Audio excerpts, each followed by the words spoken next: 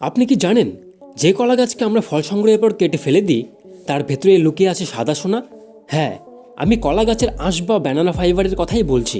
বর্তমানে বিশ্ববাজারে এই ফাইবারের চাহিদা এতটাই যে একে পরিবেশ বান্ধব টেক্সটাইল শিল্পের ভবিষ্যৎ বলা হচ্ছে। আজকের এই ভিডিওতে আমরা জানব কিভাবে এই আঁশ বের করা হয় এবং কিভাবে এটি আপনার জন্য কোটি টাকার ব্যবসার সুযোগ হতে পারে। তো ভিডিওটা শুরু করার আগে আপনাদের সবার কাছে একটাই রিকোয়েস্ট, আপনারা যারা যারা আমার চ্যানেলে নতুন তারা অবশ্যই আমার এই ভিডিওটিতে একটি লাইক করে আমার চ্যানেলটিকে সাবস্ক্রাইব করে দেবেন। তো চলুন ভিডিওটা আর বেশি দেরি না করে শুরু করা যাক। প্রথমে জেনে নিই ফাইবার কেন এত মূল্যবান। কারণ এটি অত্যন্ত মজবুত এবং টেকসই। এটি সম্পূর্ণ প্রাকৃতিক এবং পচনশীল।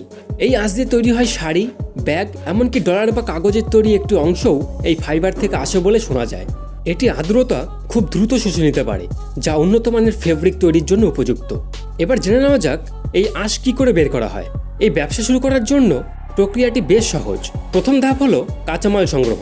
ফল সংগ্রহের পর কলা গাছের কাণ্ড সংগ্রহ করা হয় এবং 2 নম্বর হলো স্তর আলাদা করা। কাণ্ডের বাইরের খোলসগুলো আলাদা করা হয়। 3 নম্বর হলো এক্সট্রাকশন।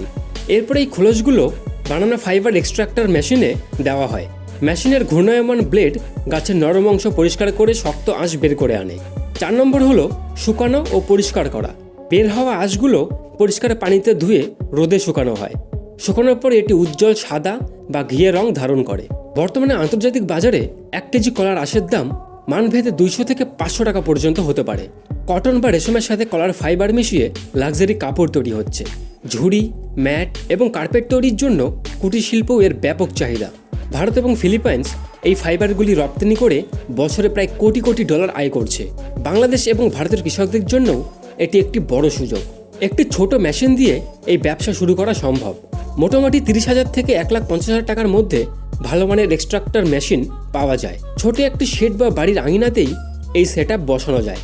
মাত্র 2-3 জন মানুষ দিয়েই প্রাথমিক উৎপাদন করা সম্ভব।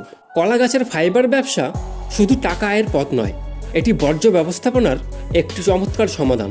আপনি যদি স্বল্প পুঁজিতে নতুন কিছু করতে চান, তবে কলার আঁশ হতে পারে আপনার জন্য সেরা বিকল্প। তো আজই আপনার এলাকার কলা বাগান মালিকদের সাথে কথা বলুন এবং সম্ভাবনাটি যাচাই করুন। তো এই ছিল আজকে আমার ভিডিওটা আপনাদের কেমন লাগলো সেটা অবশ্যই কমেন্ট করে জানাবেন।